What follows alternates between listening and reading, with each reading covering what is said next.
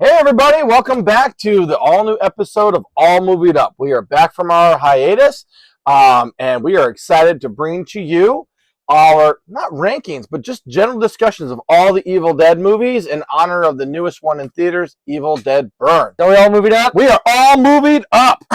I learned my lesson from the last episode. I typed these out so we can read. First question.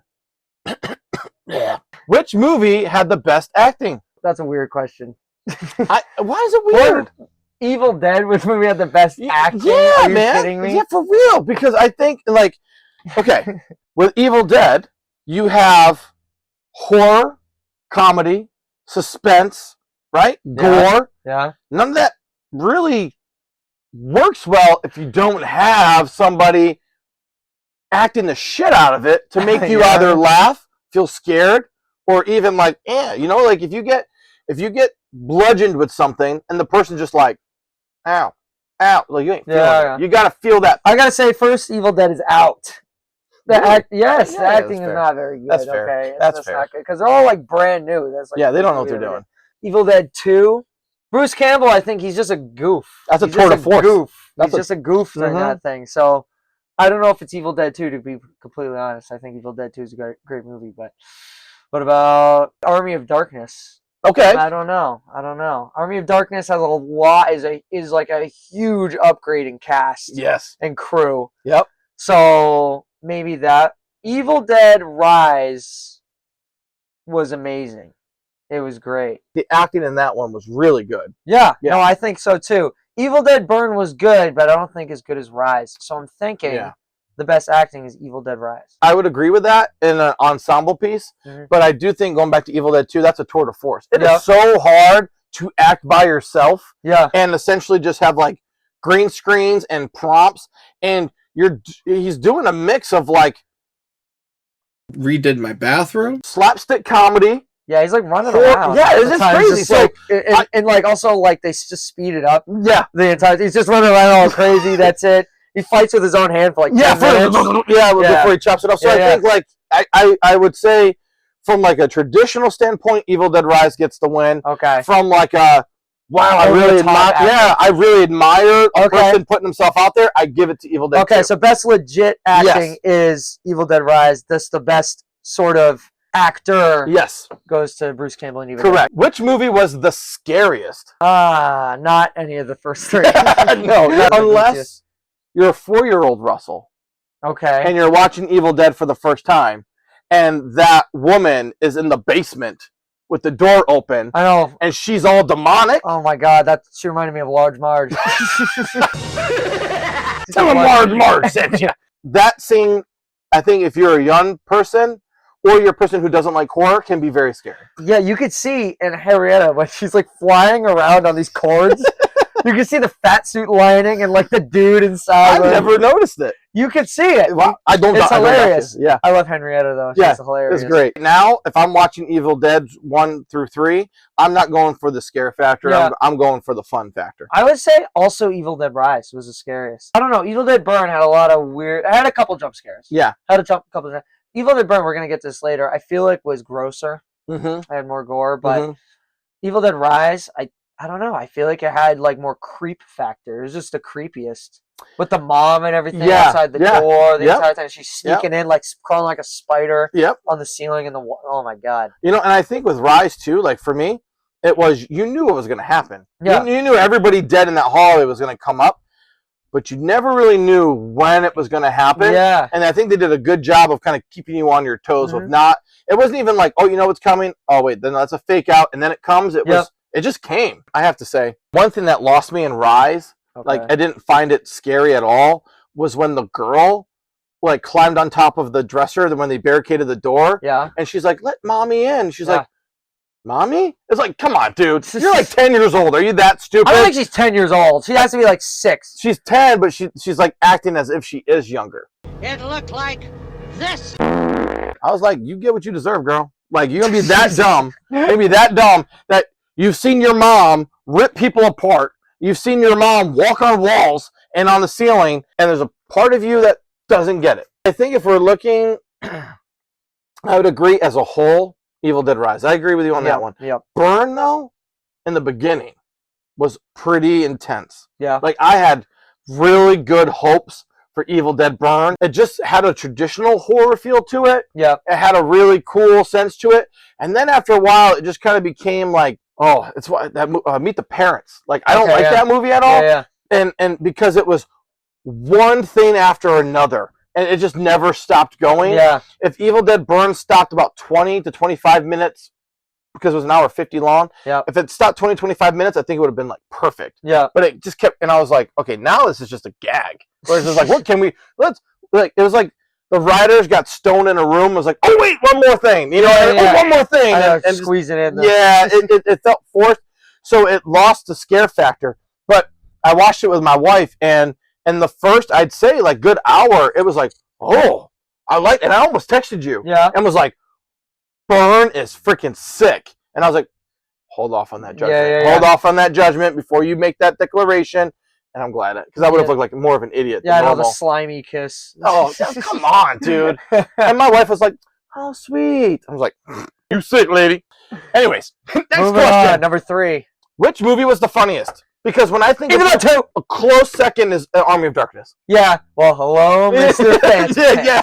When I was a kid, and when I'm talking kid, I saw all these movies probably before I was in kindergarten. Because, like, I had a stepdad, and he watched all these horror movies, and I just watched them all the time with my family. Yeah. And the hand walking and then giving him the finger, yeah, it had me as a little kid laughing so much that I remember my mom, if it would come on TV or they would watch it, I was like, Russell, what's your favorite part? And I'd come in and I'd watch and also, I would say, in a not traditional funny way, Evil Dead Burn was pretty freaking funny. It was, yeah. Because there were moments where I laughed out loud where I was like, what? The chimney part.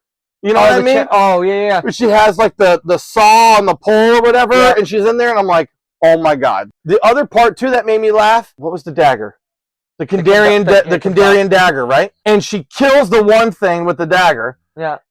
And then the woman comes up through the little hole in the floor. Yeah, it's a jump scare, Yeah. And then she has the dagger and she goes, and then just goes out the window. Like she has the dagger in her hand, doesn't think to just, I don't know, stab that person. She literally just like screams and then runs away, drops the dagger, grabs the saw that didn't have the same effect as this dagger, and then crawls out the roof. The dad was brutal. That was sad. That was sad. Honestly, that it was really kind of sad. Yeah, like, that was. That was like Jesus. If it was more like that, if it was like not all the dad, but if like the horror and everything was all like that, that movie would have been amazing. Oh yeah, the dog too. Yeah. I thought the dog was like sick. Yeah, the moment I was like, damn, they killed the dog. That Evil Dead dog, bro. I was like, doggone. God damn. You really are tired. I am. I'm so tired. But that's one of my favorite jokes. Doggone. Yeah. Here's the joke. Are you ready? Oh my God. Well, I've already ruined the punchline, so just pretend we didn't talk about this. What did the man say when the dog fell off the cliff? Doggone. Doggone. What's kind of fucking? It's not a joke. One more joke, and then we can move on. Yes. All right. There's 2 muffins. They're sitting in an oven, and the first muffin goes, "Phew, it's hot in here," and the other muffin goes, "Ah, a talking muffin." I love that. Don't get mad at me. Don't get mad at me. I'm going to. If you could choose only one to watch, I can't even text right. Yeah, I was wondering what you were trying to tell me too. Like, if you could choose only one to watch, which would not be? What I was trying to say, it's just a typo. Yeah. If you could choose only one to watch, which would not be? Which one would it be? Would it be? Yeah, I blame autocorrect. I thought the texting would solve this fucking problem, but it didn't. No, obviously. it doesn't. I texted somebody today, and I said it's the clan, about the clan coming. You know, talking about their family. Oh, but it was clam. He goes, I don't have a clam. So if you could only watch one Evil Dead, which would it be? Which one would it be? For the rest of time? For the rest? What? Yeah. Okay, maybe not for the rest of time, because you'd get bored of it. Okay. So let's just say there's an Evil Dead night, and you're the one that's choosing it, and you're like, if we're only gonna watch one Evil Dead, and there's one Evil Dead I would want people to see, which Evil Dead would that be? Evil Dead 2. Evil Dead 2. Evil Dead 2. I think that's an obvious one. What do you think? Evil Dead 1. Evil Dead 1? I love Evil Dead 1. I really do. I think I know it's all cheesy and corny, but that's kind of the point. It is the point. And also, you also have to recognize too that movie was just like such a shoestring budget for independent movies that they worked with what they had, right? And so I give a lot of credit to that because that's the stuff that stops people from making movies. Yeah. So I look at it and saying, this was a really cool idea. What a way to use the things that you have. What a way to kind of make a really cool story. And that one, to me, though, I do find has like that creep factor. And it's a mix of everything. And I think it's a well-balanced film. So that's the one I would say, watch this one. All right. Yeah. I see. Yeah. The claymation's hilarious. The claymation is pretty hilarious. So man. stupid. Which had the best or most gore/violence? What do you think? If we're talking about gore and violence, I kind of put two at the top. Well, not number two. I put two movies at the top. Okay. Evil Dead 1, because that is pretty nasty. Yeah. When like the face is melting and everything's coming. And there wasn't a whole lot, and you gotta remember the time, all that bull crap. But I think that one really had really cool violence because you also have to consider the tree scene, which is just downright disturbing. Yeah. And I think again, like when all the Deadites were coming, or like they were becoming Deadites and everything, that one was there.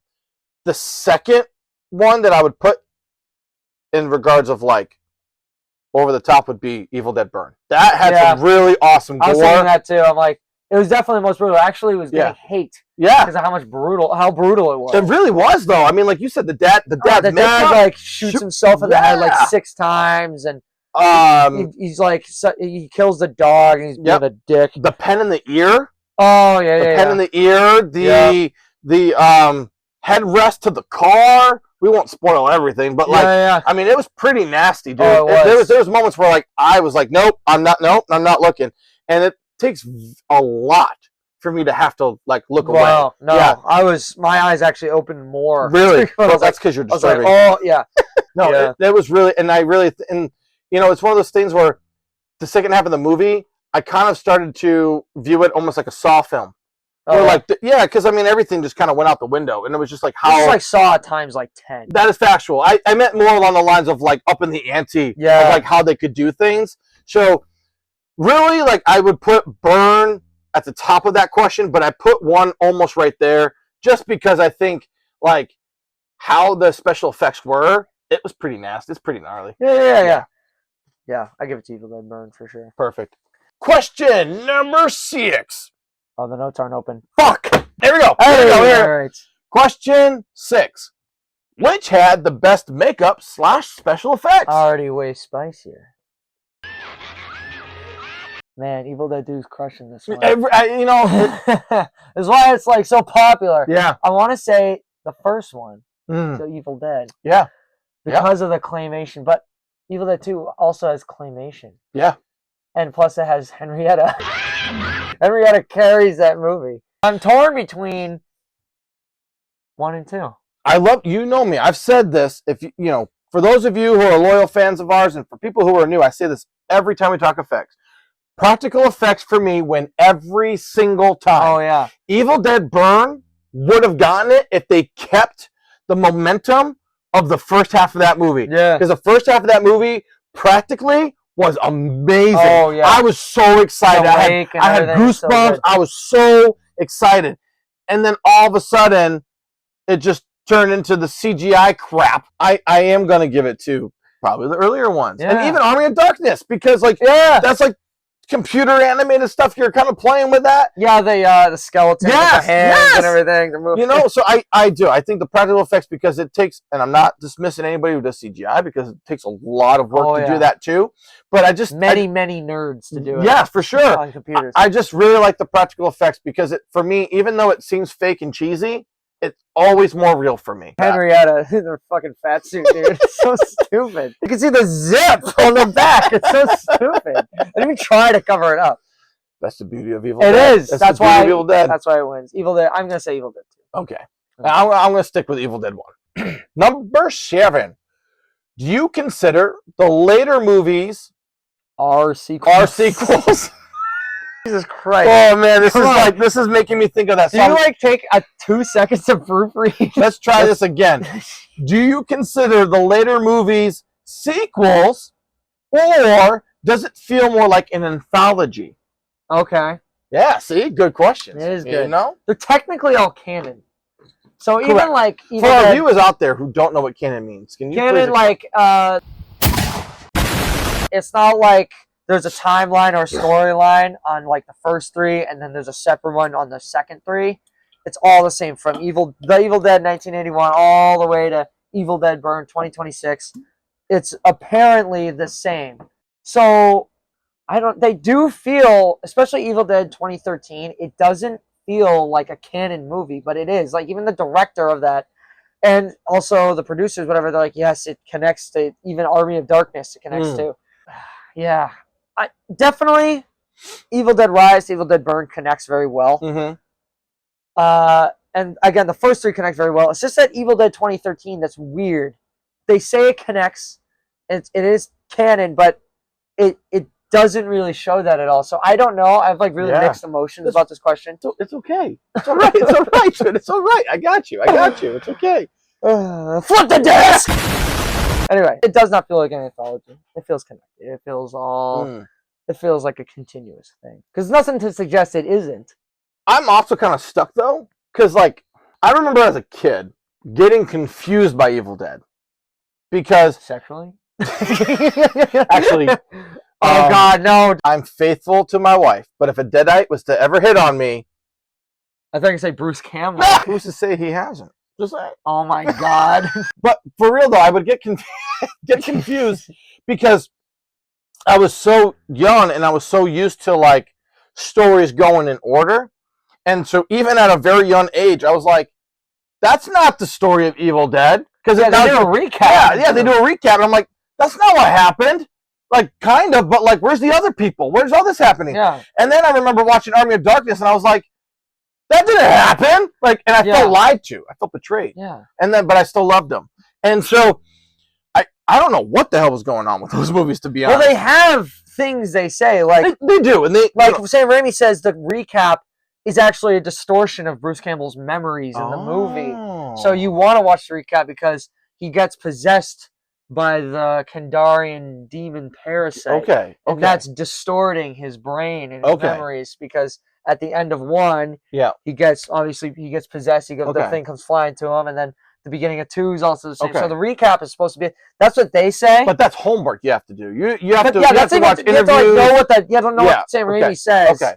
Because like, and Bruce Campbell doesn't necessarily agree. He's like, skip past the recap. Yeah. And then watch Evil Dead 1, skip past the recap on 2, and then just watch from there when we get hit, when he gets hit by the demon. Yeah. For like a more seamless experience. So it's like, it's super weird. Yeah. So it's very, because the rights to Evil Dead 2 are like not Evil Dead 2 the movie, but the rights to Evil Dead in general are all fucked up. The first one's The Evil Dead, that's why it's Evil Dead 2. Yeah. And even still, Evil Dead 2 to Army of Darkness, still the rights are fucked up, so that's why it's Army of Darkness. Because like distributors and shit like that. So that does make sense in that part. Because I kind of look at it like, if I want to watch something that's kind of like scary and disturbing, that's Evil Dead 1.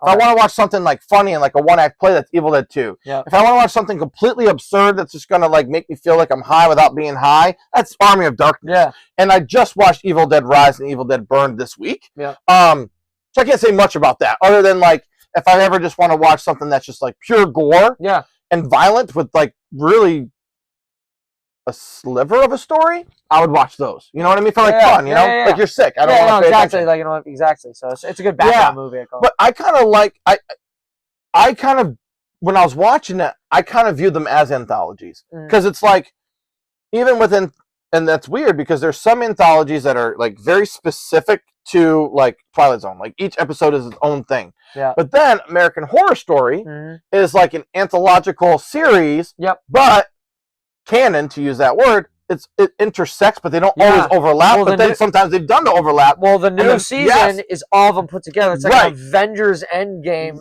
American Horror Story. Right. So I think if we're looking at like if it's a direct sequel, no. So that's why I go a look, and maybe anthology is not the right word, but I kind of view it as like separate stories. So you can watch one and you don't have to know anything about anything Yeah. because you're always being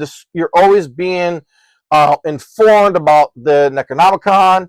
Yeah, there's 3 Necronomicons, Yes, so it makes sense. Like everything they say makes sense. There's 3 Necronomicons, and then within all 6 movies, there's 3 different Necronomicons. Yes, that are opened and read from. Yes, summoning different demons Mhm. and different abilities and do different things. So that's why also some things maybe with the Deadites are like inconsistent. yes, Some of them are like overly brutal. Some of them are way like goofier. Like that's honestly what they say. That's why Evil Dead 2 is so goofy. Is like, oh, these demons from this book are like the demons that have so much fun with fucking with people. Mhm. These ones are just like the angry ones that hate people and want to just destroy them from the inside. And that's it. So there's so much lore. There's so much lore with these movies. And I think that's why, because at first I was very hesitant because, I was a movie snob. I was very like, if I had a belief and I stuck to it and I was like a purist and stuff. Yeah. And then, especially after meeting you, you've really helped me just enjoy movies again without having to like look at it through that lens.